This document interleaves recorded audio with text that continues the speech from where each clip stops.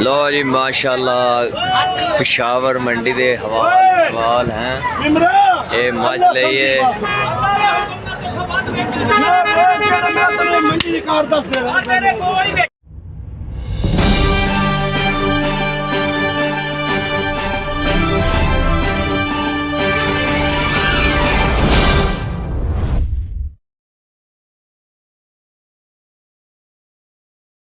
अस्सलाम वालेकुम की हाल है दोस्तों, ठीक ठाक हो जिमें तुहानू पता है तुहानू माल डंगर दा व्लॉग विखाई दिया, मंडियां दी सूरत हाल विखाई दी। ते अज मैं पहुंच गया पेशावर नासरपुर मंडी इत्थे दी की सूरत हाल है जनाब। इत्थे किवें बच्चा विक रहा ते किवें गाहकी है ते इत्थे जिहड़ी सन वेखणी नज़र आई है गाहकी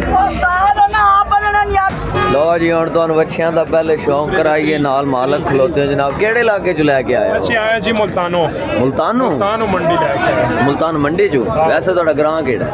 साडा ग्रां है पिशोरियां। पख्तून है? हाँ मैं पख्तून हूं। तो फिर बोल तो ऐसे रहे हो जैसे पिंडी के हो। सही है। कितने बच्चे लेके आए? लेके आए जी 7।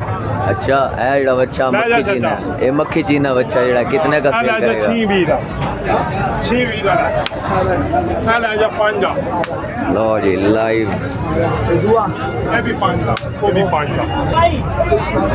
लो जी माशाल्लाह पेशावर मंडी दे विच रौनक चंगी लगी हुई, कुर्बानी दे माल दी खरीदो फरोख्त यारी। ऐसा कितना आखिए नाल सजावट वाली दुकाना भी भाईजान बनी हुई हैं। बहुत माशाल्लाह गाहकी है इत्थे, बहुत ही ज़्यादा गाहकी है। लाहौर उदू नालों घट है, अपना लाहौर भी घट है गाहकी, फैसलाबाद ही घट है, इस्लामाबाद ही घट है गाहकी। ए तो सारे गाहक नज़र आ रहे हैं माशाल्लाह, सारे खरीदने वाले जानवर।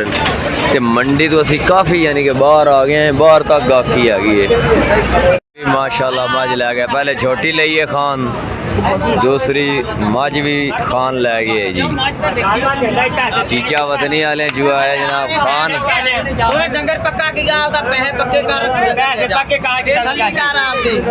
हो गई भेज दी हला किन्ने दी हुई है?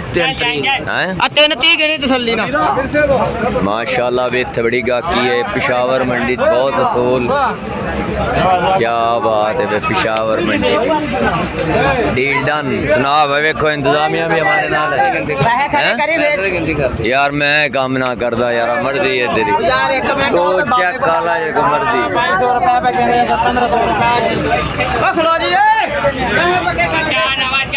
ओए आजा आजा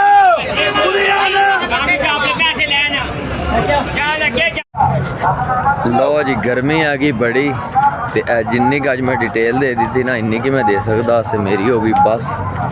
मैं हुण चलना होटल ते अल्लाह हाफिज़। वीडियो चंगी लगे लाइक कर दे, सबसक्राइब भी कर दे जे नहीं कीता होया तां, ते कमेंट सैक्शन में दस्या है कैसी आई वीडियो। अल्लाह हाफिज़।